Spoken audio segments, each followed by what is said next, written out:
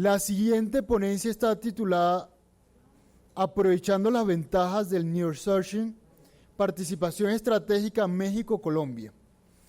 Esta ponencia estará a cargo del doctor Arnulfo Domingo Tovar Juárez, quien es abogado egresado de la Facultad de Jurisprudencia de la Universidad Autónoma de Coahuila, con una maestría en Administración Pública y mención honorífica del Instituto Nacional de Administración Pública.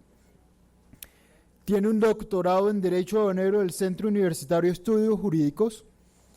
Con más de 20 años de experiencia en la administración pública, ha trabajado en el SAT y en la Agencia Nacional de Aduanas de México, desempeñándose como subdirector jurídico y de aviación comercial.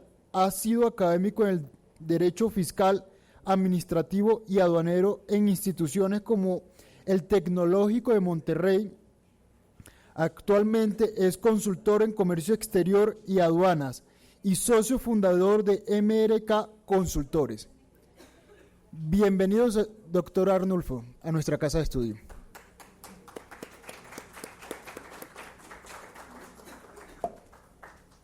¿Qué tal? ¿Cómo están todos? Muy buenas tardes. Adelante. Naranja, avanzamos. Muy bien, pues es un placer saludarles. Saludos a todos nuestros colegas que se desplazaron, al igual que a nosotros, desde México, a mis colegas expertos, estudiantes, y también felicidades a todos los estudiantes colombianos que hicieron el esfuerzo de trasladarse desde las diferentes regiones de aquí de Colombia. Bien, y bueno, pues también agradecer el espacio a esta hermosa universidad. Tuvimos la oportunidad de aprovechar esta invitación, visitando a la familia aquí en Colombia, gracias a la familia que nos acompaña aquí y gracias a quienes nos acompañan también desde México y esta transmisión y quienes están aquí presentes. Vamos a aprovechar el tiempo en esta tarde. Fíjense, quiero comentar dos ideas fundamentales. Ahorita que estaban en el panel, bastante interesante, lo decía ahorita con mi colega, el doctor Daniel, bastante interesantes los temas desde la mañana, y ahorita en el panel también que queríamos intervenir un poco, todavía no te toca a ti, entonces espérate, ¿no? Entonces, bastante interesante. Y antes de que se me olviden el propósito de nuestra charla o se nos pase el tiempo, porque créanme que a quienes nos apasiona el tema del comercio exterior, pues podemos estar hablando y disertando de estos temas por horas. Y les digo porque luego tengo un curso de 6 horas continuas y es apasionante estar hablando de todos estos temas. Entonces, bien, una de las primeras ideas que les quería comentar en este tema es en una de las charlas que tuvimos con nuestros alumnos, porque tengo la fortuna de ser docente también para el TEC de Monterrey, como ya lo comentábamos en el preámbulo, y es que uno de mis alumnos nos hacía una pregunta, me hacía una pregunta directa y me preguntaba, ¿qué cambiarías tú del comercio exterior, en el caso mexicano o del derecho aduanero? Yo le decía, en principio no cambiaría nada, y de hecho quiero dejarles esta semilla a los estudiantes y a algunos de los colegas especialistas. Y le decía yo, no cambiaría nada porque primero lo que tengo que hacer es investigar bien todo el marco jurídico regulatorio que tengo en mi país, para empezar. Porque créanme que en la práctica me toca luego con los clientes y con bastantes especialistas, y vaya que en el aspecto fiscal también hay mucho que profundizar. Yo duré 15 años trabajando para el SAT, luego me paso al área de aduanas, y resulta que yo les ponía este ejemplo, si lo fiscal es algo tan amplio y tan inmenso, tan técnico como si fuera el mar, pasarte al área aduanera es prácticamente irte como al océano, ¿sí? O sea, es algo mucho más amplio. Y entonces les dejo otra reflexión, la transversalidad del derecho aduanero y comercio exterior, porque precisamente nuestros colegas ahorita hablaban de la complejidad que existe. Y yo en mis cursos y en mis clases les hablo de esta triada fundamental del derecho aduanero y comercio exterior. Y estas ideas es, tenemos un aspecto y una parte comercial, porque todo nace, colegas, desde la idea, y me toca luego en los cursos, los casos de experiencia de la gente común y corriente que dice, oye, yo empecé a comprar mercancías para mí y las traía del extranjero. Luego me preguntaban, oye, ¿dónde lo compraste? Ah, pues lo traje de China o lo traje de cualquier otro país. y empezaban luego a traer mercancías del extranjero y luego empezaron con la idea de importar o exportar mercancías. Entonces fíjense, todo empieza con la idea de este contrato básico que tenemos, ¿sí?, que es un contrato comercial. Entonces tenemos la parte comercial, y luego ahorita hablaban bastante interesante, fíjense, para desmenuzar, yo les digo a todos, cuando estamos estudiando estos temas tan interesantes, tenemos que teorizar el derecho, tenemos que teorizar las ideas, desmembrarlas, y cada uno de ustedes, como estudiantes o como especialistas, van a ir tomando del derecho aduanero y comercio exterior la parte más interesante. Pero yo les decía, tenemos que puntualizar que tenemos esta triada, la parte comercial, tenemos la parte tributaria y fiscal, que es bastante técnica e interesante, y luego tenemos la parte aduanera. Y cada uno de estos aspectos tiene sus puntos finos, porque luego me encuentro especialistas, que tengo la fortuna de dar cursos para los especialistas fiscales, y les digo, no es lo mismo lo fiscal que la parte aduanera, porque en la parte aduanera tenemos la materialidad, lo que no encontramos muchas veces en las operaciones fiscales. Por eso bien decía nuestro colega, oye, la fiscalización en el postdespacho ya no tiene este elemento de la materialidad. ¿Por qué pasó con las mercancías? Ya se vendieron. ¿Por qué? Por el aspecto comercial. Y luego te vas a dar cuenta, fíjense, te vas a dar cuenta que si imaginas estos tres aspectos tan importantes del derecho aduanero y comercio exterior, que algunos asuntos los vas a resolver en la parte comercial. No te vayas a la parte aduanera y fiscal, vete a la parte comercial. ¿Qué dice tu contrato? ¿Sí? Y luego, va a haber asuntos que no los vas a resolver en la parte fiscal, lo vas a resolver en la parte aduanera.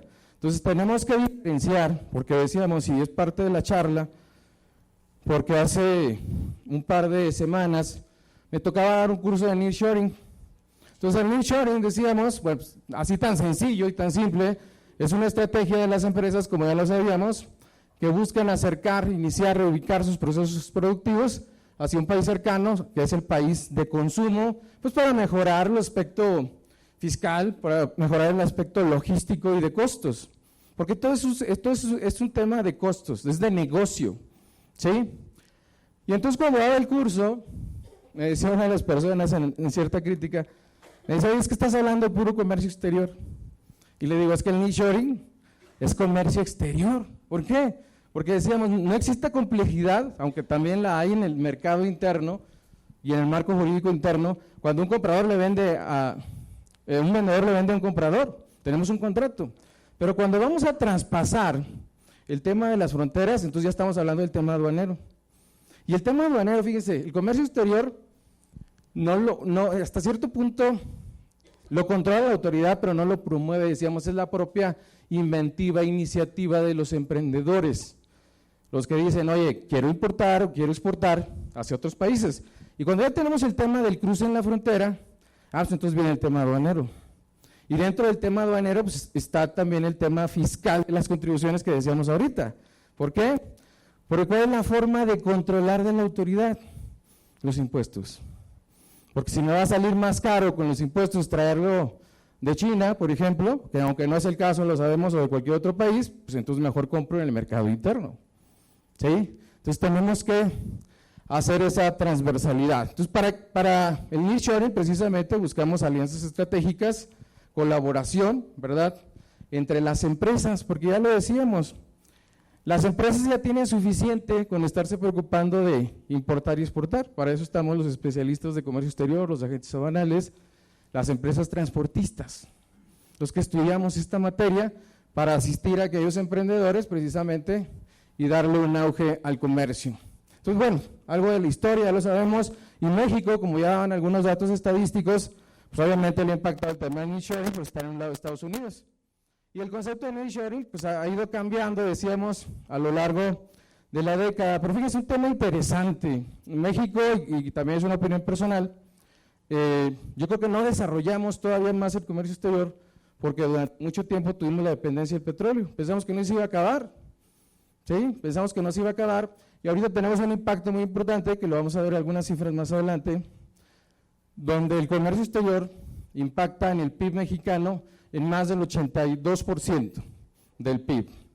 ¿Pero qué creen? Y algo que complica también las operaciones, decíamos, a nivel nacional e internacional, que a veces no sabemos medir el impacto en el PIB o en la recaudación de los impuestos internos, como el caso del ISR. Y le digo porque me tocó, siendo el subdirector jurídico de la aduana, éramos castigados con los indicadores, no me dejarán mentir mis colegas que han sido exfuncionarios, que estamos sujetos a indicadores, y nos decían, oye, es que la aduana de Monterrey no está recaudando. Por supuesto que no está recaudando impuestos de comercio exterior, porque es una aduana exportadora. Pero ¿cuál es el impacto que realmente tiene esa exportación en el ISR y en el PIB, generando ingresos a través de impuestos internos, empleos?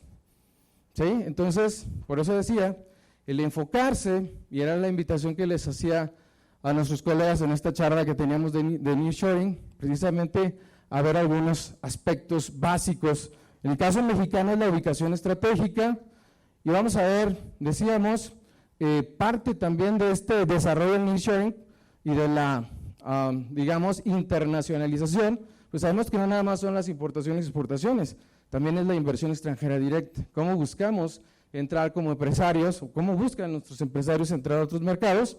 A través de la inversión extranjera directa, que también ha sido algo que el nearshoring ha promovido para México, y precisamente lo decíamos por la cercanía al mercado de consumo. Estaban algunos datos de importaciones de bienes y exportaciones de bienes y servicios.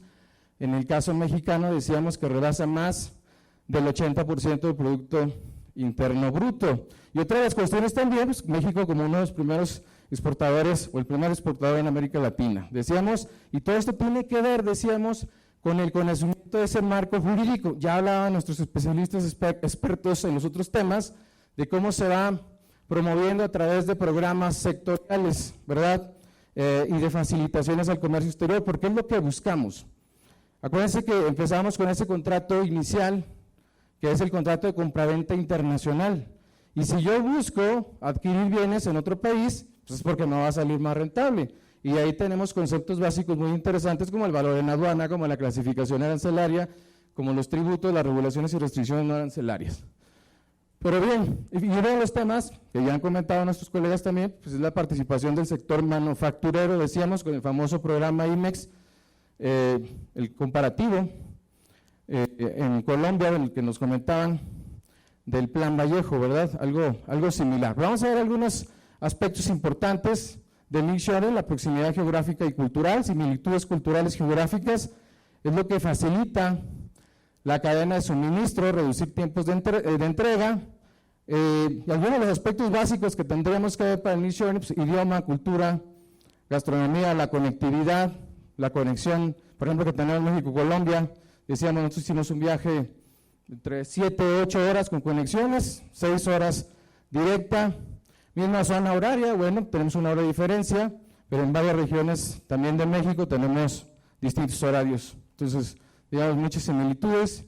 El salario, el tipo de cambio, traíamos el comparativo en el caso mexicano antes de la devaluación, pues nosotros también hablábamos de millones de pesos, le quitamos 3 ceros y ahora tenemos esa diferencia de tipo de cambio, aproximadamente 200 pesos promedio, el peso mexicano, 200 pesos colombianos. División de poderes, Estado de Derecho, que son temas que tenemos que analizar: cómo está el gobierno, cómo están los gobiernos. Nosotros en México vamos a vivir el cambio de poderes, del Poder Ejecutivo, ahora en el mes de octubre. Entonces, definitivamente que son temas que impactan. Conocer infraestructura, tener disponibilidad de infraestructura. En México tenemos 50 aduanas, ya se hacía el comentario, 21 fronterizas, 17 marítimas, 12 interiores. Y comprenderle el tema aduanero precisamente es saber que para cubrir todo ese territorio pues tenemos las puertas de entrada, que son las aduanas, precisamente el territorio nacional. Y decíamos, pues precisamente las aduanas pues buscan, además de estos elementos que ya comentábamos, comercial, fiscal y aduanero, que está representado por la materialidad en la entrada y salida de las mercancías. Obviamente hay supuestos en los que nos vamos a casos virtuales donde no se presentan las mercancías, pero bueno, es otro tema. Por eso decíamos adentrarnos en los marcos jurídicos, qué es lo que aplica conforme a la estructura de Colombia, qué es lo que aplica conforme a la estructura, conforme a la ley mexicana. Ver el tipo de comercio, la industria, telecomunicaciones, puertos, aeropuertos, energía, que es uno de los temas que en México se está abordando ahora con el tema del nearshoring. ¿Qué pasa con la energía? Tenemos energía, tenemos espacios para el nearshoring. Se hablaba mucho de que ya no teníamos espacios, pero yo les decía en una de las charlas, oye, pues hay muchas bodegas. Uno de mis clientes para un recinto fiscalizado estratégico lo que hizo fue tomar para un recinto fiscalizado estratégico una fábrica que funcionaba para elaborar pantalones y que ya estaba abandonada, ¿sí? Entonces, ¿cómo aprovechamos también la infraestructura que ya tenemos? Muchos datos que ya se han comentado a lo largo de las ponencias, la población, ¿verdad? Más o menos hacer el análisis estadístico cuando vamos a pretender tener relaciones comerciales internacionales con cualquier país, en el caso que estamos manejando México-Colombia, 126.7 millones, 51.6 millones, ¿sí? La superficie, el idioma, la forma de representación de gobierno, deseamos hacer cierta trazabilidad en la información que tenemos por ahí disponible.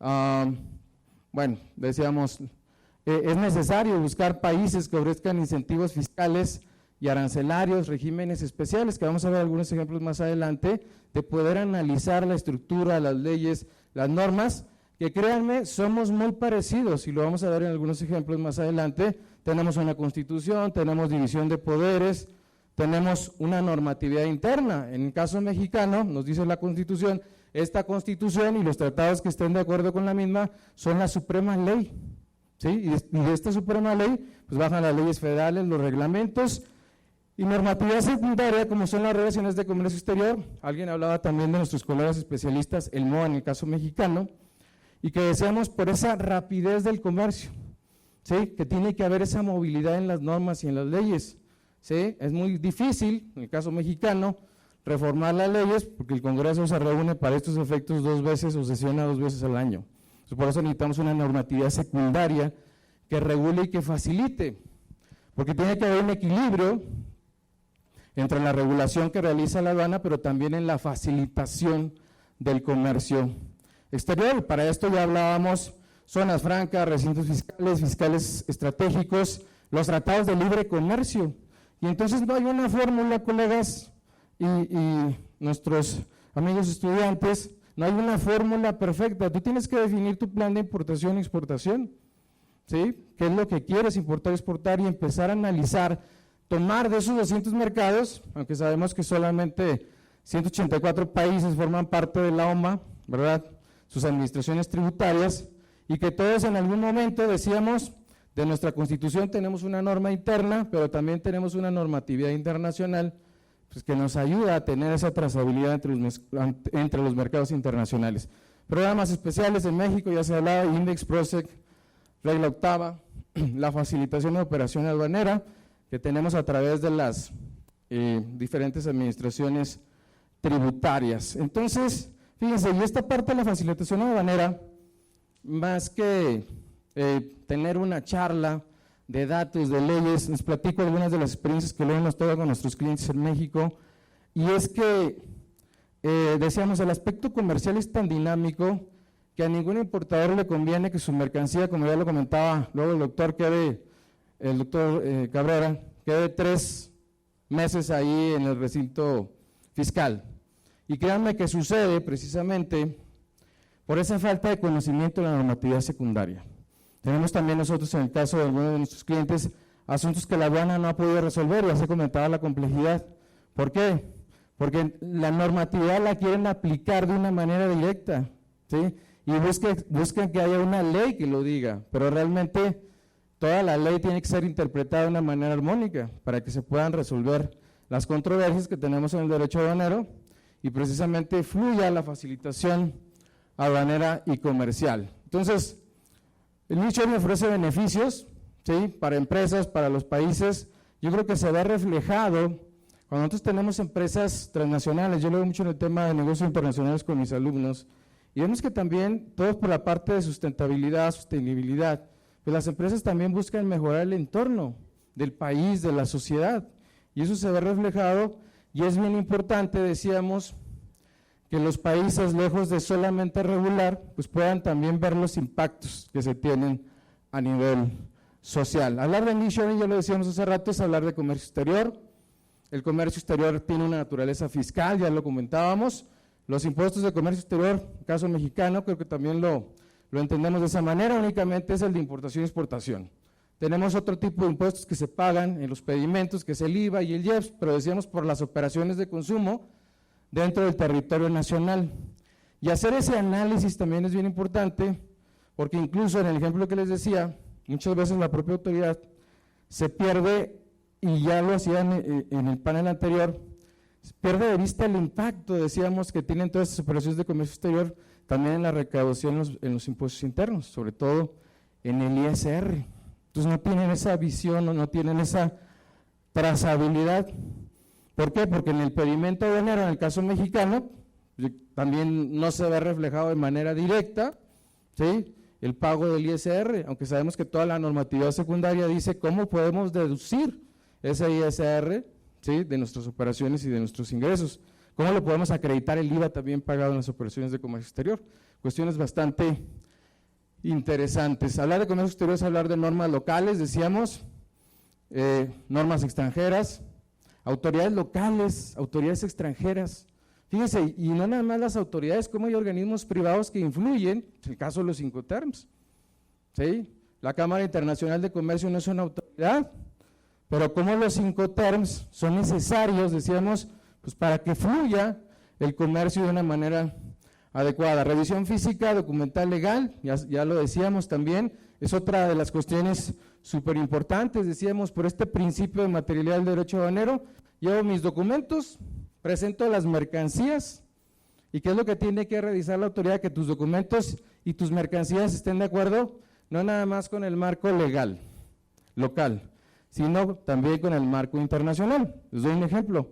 Nosotros en México le llamamos, a diferencia de ustedes que tienen en números las leyes, en México de acuerdo a su objeto, pues la ley del IVA, la ley del ISR, la ley de los impuestos generales de importación y exportación, y aquí es donde tenemos nosotros las tasas generales de aplicación. Ah, pero ¿cuál es la excepción? Esta tasa es general, decían nuestros colegas especialistas, a menos que tengas un IMEX, a menos que tengas un PROSEC, a menos que tengas un tratado internacional que te dé una preferencia arancelaria. ¿Sí? Entonces son algunos aspectos interesantes.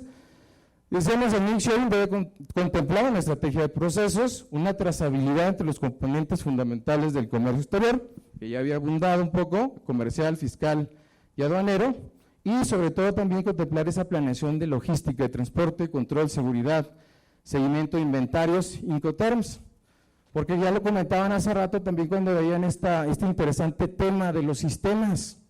Una de las principales obligaciones de los importadores en México es el control de inventarios. ¿Qué mercancías están entrando y saliendo del país, verdad? En ese ejercicio de la función de comercio exterior que tienes como importador de mercancías. Y es bien importante la trazabilidad, decíamos, a través de esos sistemas, llevar esos controles. Entonces, si queremos importar, exportar, debemos tener una planeación estratégica o asesorar a nuestros clientes también, precisamente por esa trazabilidad. Identificar el nearshoring en los procesos y estructuras, decíamos, los sectores en los que nos desenvolvemos, identificar nuestras capacidades frente al nearshoring, cuál es mi capacidad como importador, exportador, como proveedor nacional, fíjese, y esto es una figura que tenemos en México a través de reglas de facilitación de comercio exterior, y por el desconocimiento o querer obtener beneficios que no nos tocan, lo me toca mucho en las asesorías con los clientes, el IMEX. Luego dicen, oye, certifícate o busca un programa IMEX. ¿Para qué? Para no pagar el IVA. El IMEX no es para no pagar el IVA.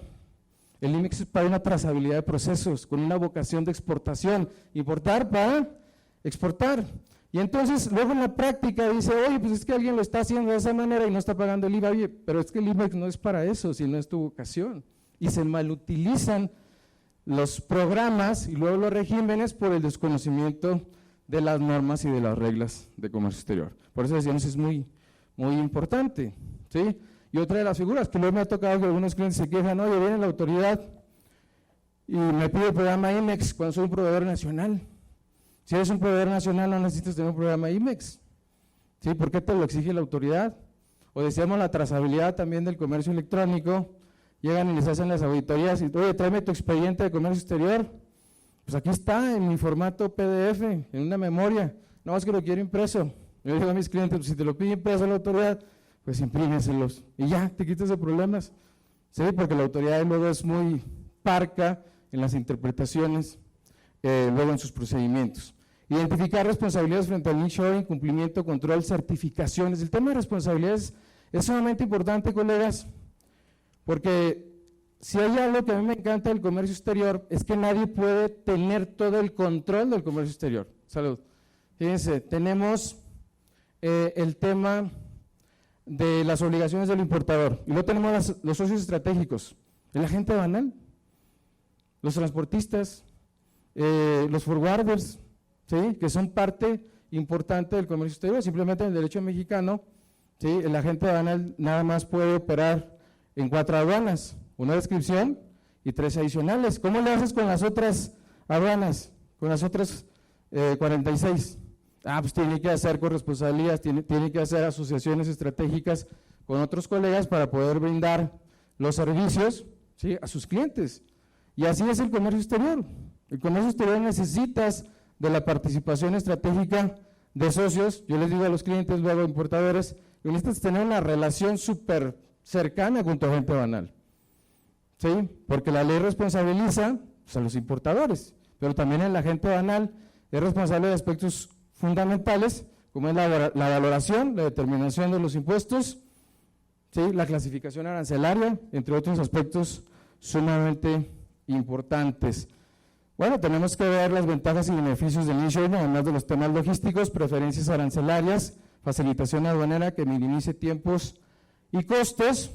Y fíjense, y no estoy hablando de cuestiones federales, porque el tema aduanero en todos los países es un tema federal, pero la mayoría por la misma composición de gobierno tenemos esferas de gobierno, que es el federal, los estatales y municipales. Entonces está un estudio interesante de Banco Mundial, que es el Doing Business, o sea, qué tan fácil es hacer negocio. Y fíjense que algunos de los aspectos que considera Doing Business no es el tema aduanero, es qué tan fácil es que abras el establecimiento, o sea, qué tan fácil el gobierno local te da un permiso para que abras el establecimiento. Entonces, fíjense, la complejidad de tener una norma federal en cada uno de los países, y luego la complejidad de las normas internacionales, y luego la complejidad de las normas estatales, en el caso mexicano, en el caso colombiano, los departamentos, que es el símil, y luego te vas a la complejidad de los municipios. Pero yo les digo a mis clientes, esto no es para que se asusten, esto es simplemente para que le vayan dando su justa medida a la planeación estratégica que van a hacer cuando importan y exportan mercancías. Porque luego, como decía nuestro colega presentador hace rato, algunas de las cosas que me preguntan en los cursos, oye, dime un curso en el que yo ya pueda aprender todo el derecho aduanero. Pues no es tan fácil. O sea, y además es un mundo de información. ¿Para qué quieres saber la normatividad de un país al que ni siquiera pretendes importar o exportar? No tiene caso. O ¿para qué quieres saber el IMEX si no tienes un IMEX? O si no te conviene, si tienes importaciones definitivas, por ejemplo. Pero bueno, decíamos, es en el caso mexicano. Entonces, ¿qué tan fácil es abrir el negocio? El manejo de permisos de construcción, el acceso, decíamos, a la electricidad, a la energía. Y entonces son temas que nos ayudan, decíamos, a tomar decisiones estratégicas, cómo estamos rankeados en México y Colombia. Toda esta información que nos da el Banco de México precisamente a través de estas estadísticas, ¿no? Las autoridades locales ya se han mencionado, en el caso mexicano, el SAT, la NAM, la Secretaría de Economía, que no hablamos, pero la Secretaría de Economía pues, tiene el objetivo, como lo dice el artículo 1 de la Ley de Comercio Exterior en el caso mexicano, de promover el comercio internacional, pero dice regular también ese comercio internacional que no afecte el mercado interno. Comentaban hace un momento que el 15 de agosto del año pasado, 2023, pues la Secretaría de Economía elevó todos los aranceles que tenían que ver con acero y el impacto a las empresas, decíamos, fue tremendo, pues de estar exentas se fueron algunos 25-35% de no pagar nada. ¿Sí? Y la justificación de la Secretaría de Economía es que tengo que cuidar el mercado interno para que no afecte a los productores nacionales. Oye, pero también los estás afectando, ¿sí?, los que están utilizando insumos para la creación de productos terminados. Entonces, bueno, pues datos muy interesantes. El mismo estudio es para Colombia también, decíamos los datos estadísticos, ranking 67, una puntuación del 70.1, qué tan fácil es también hacer negocios, apertura de negocios, el manejo de permisos, y decíamos que muchos de estos aspectos no son netamente federales, sino son de otras esferas o de otras autoridades. O sea, decíamos temas interesantes, ya lo comentábamos en esa trazabilidad internacional, pues el conocer los organismos más importantes. Yo le decía también a mis alumnos, a lo mejor muchos de ustedes no se van a dedicar al comercio exterior, a lo mejor al tema no van a trabajar para la agencia de aduanas en este país o en México, los colegas que nos escuchan o que nos acompañan, pero les decía, es indudable, compañeros, que el comercio exterior afecta la economía interna de todos los países. Decíamos, hay una conectividad sumamente interesante, entonces de alguna manera tenemos que comprender estos datos de comercio exterior, cómo funcionan, por ejemplo, estas autoridades que nos ayudan, la Organización Mundial de Comercio, la Organización Mundial de Aduanas, para poder tener esa trazabilidad. Simplemente decíamos un dato muy interesante de comercio exterior, para poder hablar de productos entre países, no hablamos de aguacates ni de mangos, hablamos de fracciones arancelarias. Y a nivel de fracciones arancelarias comprendemos pues, cuáles son los aranceles que tenemos que pagar, cuáles son las regulaciones y restricciones también, que decíamos no es un tema tributario, sino un tema de control de los gobiernos. Decíamos en esa complejidad, decíamos, por si fuera poco, no nada más es el tema fiscal, comercial, ¿sí? Aduanero, federal, local, municipal, añádele, lo que ya comentaban en el panel anterior, añádele los temas de salud, añádele los temas de seguridad nacional, ¿sí? El tema de las facultades de intervención de las autoridades. Caso real, en una ocasión, una de las operaciones que nos tocaba vigilar en un aeropuerto privado en México, traían las autoridades, una que era Guardia Nacional, otra que era el Ejército, otra que era Migración y otra que era Aduanas, y créanme que el pleito tan simple era quién se subía primero a revisar la aeronave. Entonces, así, o sea, es un caso sumamente, la verdad, intrascendente, pudiéramos decir, y las autoridades no se ponían de acuerdo. Me habla del área operativa, yo era el subdirector jurídico, y le decíamos, mira, conforme a la normatividad, el primero que te revisa pues es migración. Acuérdense que aduanas, ¿qué le importa a la aduana? El objeto principal de la aduana, en el caso mexicano, son las mercancías, por eso en los aeropuertos, ¿quién está primero? Decía uno de los pasajeros que nos encontramos ayer que aterrizamos aquí en Colombia, oye, ¿dónde están mis maletas? Sí, y ya le decíamos, pues primero tienes que pasar migración, y ya que migración te deja entrar, pues entonces recoges tus maletas, y ya que recoges tus maletas, ahora sí vas a pasar a aduana. Fíjense, son cuestiones tan prácticas y tan básicas, pero que tienen que ver con este tema, decíamos, de esos componentes principales en cada una de las materias que estamos comentando. Bueno, fíjense, y para esa trazabilidad internacional, muchos de ustedes ya lo conocen, lo comento también para nuestros colegas que están estudiando esta materia, pues tenemos el sistema armonizado. El sistema armonizado, pues es esa norma que nos permite tener esa estadística y poder ser similares todos los países, pero que creen y recordando únicamente somos iguales. En una ocasión me decía una empresaria en Guadalajara, me dice, es que mi fracción arancelaria no es la misma que en México y en Alemania. Digo, no va a ser la misma, es imposible que sea la misma. Vas a tener la misma hasta los primeros 6 dígitos. Pero en el caso mexicano tenemos 10, a partir del 8º y el 10º, ¿qué pasa con cada país? Acuérdense que los tratados son como esos contratos comerciales. ¿Qué pasa con un contrato comercial? Un contrato comercial es un acuerdo de voluntades. Sí, en el acuerdo de voluntades nadie obliga a nadie, yo me someto a la normatividad. Es lo mismo con los tratados internacionales. ¿Cuál es lo complejo de esta relación internacional? Pues yo como país me someto a mí mismo a esos tratados internacionales y tengo que adecuar la norma interna. Por eso, ¿qué pasa con la regulación de las fracciones arancelarias? Pues cada país le va definiendo. Oye, yo por animales vivos tengo una fracción arancelaria o un impuesto del 10%, o tengo del 8%, de acuerdo a cada país y de acuerdo al comercio interno, porque decíamos que es una cuestión de economía también nacional. Este es el caso que tenemos nosotros. Yo siempre le sugiero a mis alumnos, oye, vamos a la ley directo. ¿Cómo está la ley? La ley es una copia del sistema armonizado, precisamente. ¿Cómo recoge México esa trazabilidad internacional? Pues a través de la propia ley de los impuestos generales, de los impuestos de importación y exportación. Bueno, y aquí voy al ejemplo del DIAN, no soy el especialista, aquí están nuestros especialistas, ¿verdad? Pero bueno, ahí está, en el caso del DIAN, de la Administración aquí en Colombia también, que nos permite hacer ese estudio y esa trazabilidad a través de las fracciones arancelarias. Pero ¿para qué me sirve la fracción arancelaria? Sobre todo en países, que es otro de los temas importantísimos en el tema de tratado, la transparencia, el hecho de que yo pueda consultar desde México pues la información que tiene disponible Colombia en esta materia. ¿Pero qué creen? Hay muchos países que no la tienen. Y México teníamos todavía más transparencia, y yo creo que en estos últimos 6 años pues ya no consultas y ya no tienes acceso, a pesar de que todavía tenemos bastante información disponible, pero antes estaba mejor. Regímenes aduaneros, me voy rápido, no sé cuánto tiempo tengo. ¿Ya se me acabó? Perdónenme. Bueno, los regímenes aduaneros en México, en la comparación tenemos 6, ¿sí?, básicos.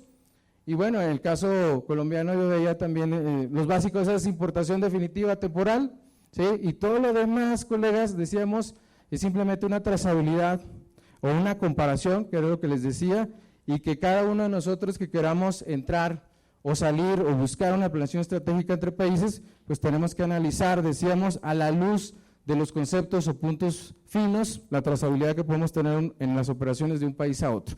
Pues muchas gracias por su atención y disculpen ahí el exceso en el tiempo.